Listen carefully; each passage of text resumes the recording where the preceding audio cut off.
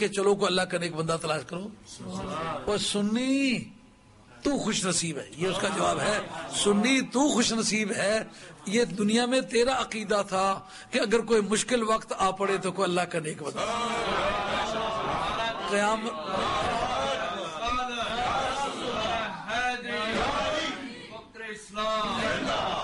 قیامت میں سب سے پہلے تیرا عقیدہ تسلیم ہوگا، بعد میں قیامت شروع ہوگی.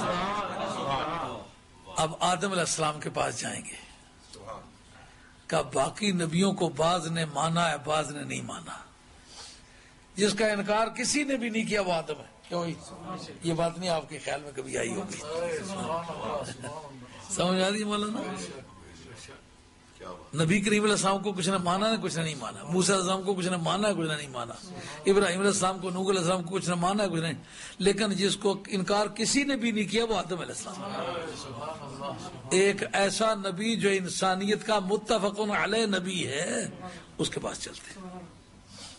اب معلوم ہے کہ مشکل وقت میں بندہ خدا کا تلاش کرنا یہ قیامت کا اجماعی مسئلہ ہے، جس میں نہ کافر کو اختلاف ہوگا نہ مومن کو اختلاف ہوگا.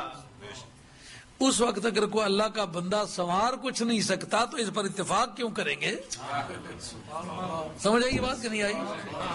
اب سیدہ فاطمہ کو اس پکچر میں دیکھنا ہے کہ سرکار سنوار سکتے کہ نہیں سنوار سکتے. یار گھنٹے سے زیادہ وقت ہو گیا، بحث بڑی لمبی ہے. کل درس ہونے والا ہے بری میں. میرا خیال ہے کہ اس کو باقی کو کل پہ چھوڑتے ہیں کیونکہ بحث بڑی دلچسپ ہے، راستے میں چھوڑی جائے تو زخمی ہوگی. بات سمجھ میں آ رہی ہے کہ نہیں آ رہی؟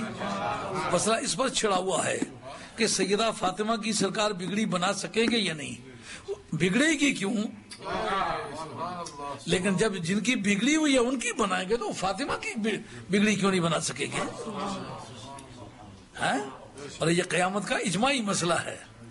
آدم علیہ السلام کے پاس انسانیت ساری اکٹھی ہے، آدم علیہ السلام کے دروازے پر ہے. اس سے اگلی بحث جو انشاءاللہ کل کریں گے. اس وقت اجازت چاہتا ہوں. وما علینا الا البلاغ المبین الحمدللہ رب العالمین. ایک مسئلہ یہ یاد رکھ لو. ہاں بھئی ہمارے ہاں لندن میں 9 مئی کو، دھیان سے بات سنیں بھائی، آپ سے باتیں بیٹے نہیں کرنی.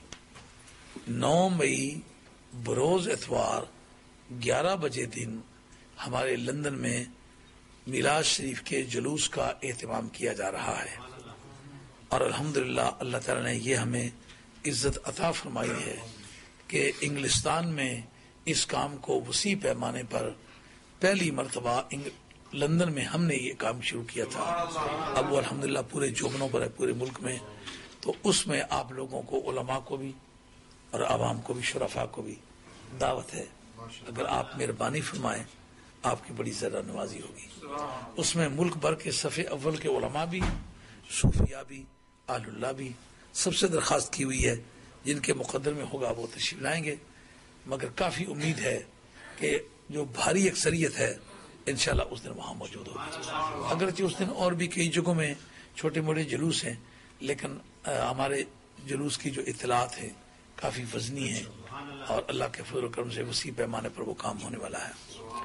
ایک تو یہ بات آپ ذہن میں رکھے. یہاں سے ان لوگوں نے کوئی کوچ وغیرہ یہاں سے دوستوں نے، ہاں مانچسٹر والوں نے بھی کی ہوئی ہے، بریڈ فورڈ والوں نے، شیفیلڈ والوں نے، اس طرح اگلے ٹاؤن کی جو ہے مختلف ہیں. کسی جگہ سے 2 کوچیں ان دوستوں نے کی ہوئی ہیں. بارہ وسیع پیمانے پر رہا ہے. ایک بات یہ یاد رکھیں، جب میں نے شام کی نماز پڑھی ہے تو آدمی کلمہ شریف اس طرح پڑھ رہے تھے جیسا کہ کسی کا ڈر ہوتا ہے نا کہ مارے گا اگر اونچی آواز کی تو. اس کے بارے میں میری عاجزانہ درخواست ہے کہ یہ اہل سنت کا مذہب ہے اور کتب سیاح کی حدیث ہے. حضرت عبداللہ بن عباس راوی ہیں اس کے. آپ فرماتے ہیں ان رفع الصوت بالذکر حین ینصرف الناس عن المکتوبۃ کان علی عہد النبی صلی اللہ علیہ وسلم، کہ جو فرض نمازوں سے لوگ نبی پاک علیہ السلام سلام پھیرا کرتے تھے تو اونچی آواز سے ذکر کرنا نبی پاک علیہ السلام کے اپنے عہد میں جاری رہا ہے. یہ بات یہ حدیث مسلم شریف میں بھی ہے اور ترمذی شریف میں بھی ہے.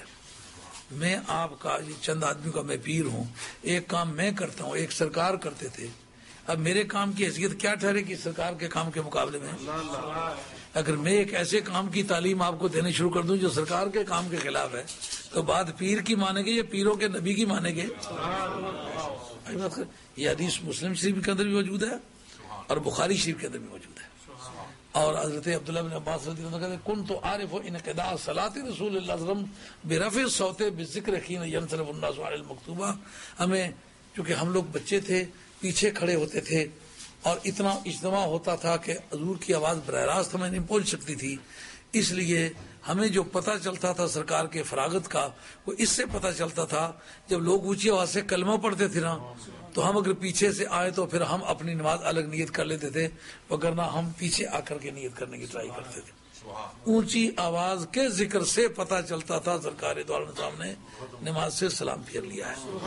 ایک دوسرا یہ کہ قبلے کی طرف منہ کر کے دعا مانگنا مسنون ہے، باعث برکت ہے.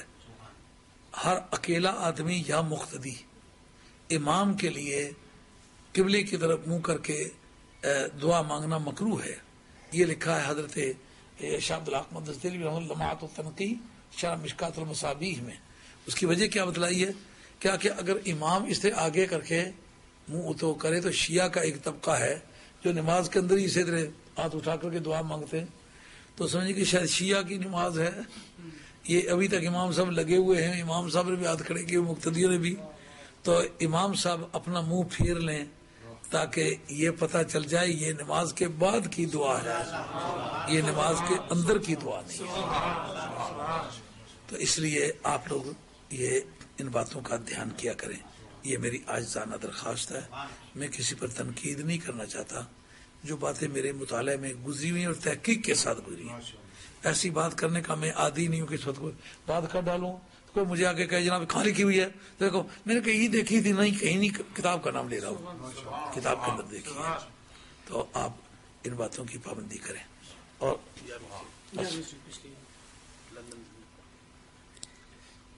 اور ایک مرتبہ مجھ سے کسی نے پوچھا کہ آپ شیعہ کیوں نہیں ہو جاتے؟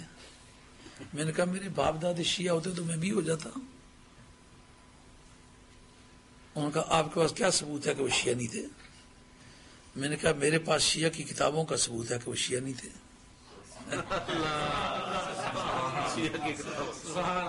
کیا کیسے؟ میں نے کہا اصول کافی نے لکھا ہے کہ نہیں کہ جناب حیدر کرار، حضرت صدیق اکبر، حضرت فاروق اعظم، حضرت عثمان غنی کے پیچھے نمازیں پڑھا کرتے تھے. کہاں یہ تو ہے. میں نے کہا پھر مجھے بتاؤ جس کے ساتھ عقیدہ نہ ملتا اس کے پیچھے کوئی نماز پڑھتا ہے؟ کئی لوگ ہیں عقیدہ نہیں ملتا. میں نے کہا وہ منافقین کی نماز ہے، مومنین کی نماز. اس پر پھر میں نے گفتگو کی کہ جس تاریخ نبی پاک علیہ الصلوۃ والسلام معراج کی رات کو گئے تو نماز تو واپسی پر فرض ہوئی ہے، وہ پہلے کیا پڑھی ہے؟ کہا فرض نماز واپسی پر ہوئی ہے، جو مستحب نماز تھی وہ پہلے سے چل رہی تھی. جیسے کہ وضو والی آیت جو ہے یہ مدینہ طیبہ میں نازل ہوئی ہے، تو نماز مکہ شریف میں فرض ہوئی ہے، تو مکہ شریف جو نماز پڑھتے بغیر وضو کے پڑھتے تھے. کہا بطور حکم قرآن کے مدینہ طیبہ میں وضو فرض ہوا، لیکن وہ حکم حدیث کے سرکار دو عالم نے سامنے مکہ شریف میں جتنی نمازیں پڑھی ہیں باوضو پڑھی ہیں. تو وہ کہا کہ نبیوں نے پیچھے نمازیں کیوں پڑھی ہیں؟ ان کا دراصل ایک مسئلہ ہے لا آف گفٹ کا، قانون ہبہ کا. جب تک پریویس پوزیسی اپنا پوزیشن ویکیٹ اپنی آزاد مرضی سے نہ کرے تو نئے مالک کا قبضہ غاصبانہ قبضہ تسلیم ہوتا ہے. جتنے بھی نبی اور رسول آئے تھے ما ارسلنا من رسول الا لیطاع باذن اللہ، ہر نبی اور ہر رسول اپنے حلقے کا حکمران اور فرمانروا بن کے آیا تھا. تو اب کل کائنات کا قبضہ سرکار کو ڈیلیگیٹ کیا جانا تھا. تو سارے نبیوں نے جو پیچھے نماز پڑھی اسے پتہ ہے کیا کیا؟ انہوں نے کہا پیچھے اس امام صاحب کے مطلب ہتھیار ڈال دیے، اس کو اپنا پیشوا سمجھ لیا. میں نے کہا پیچھے نماز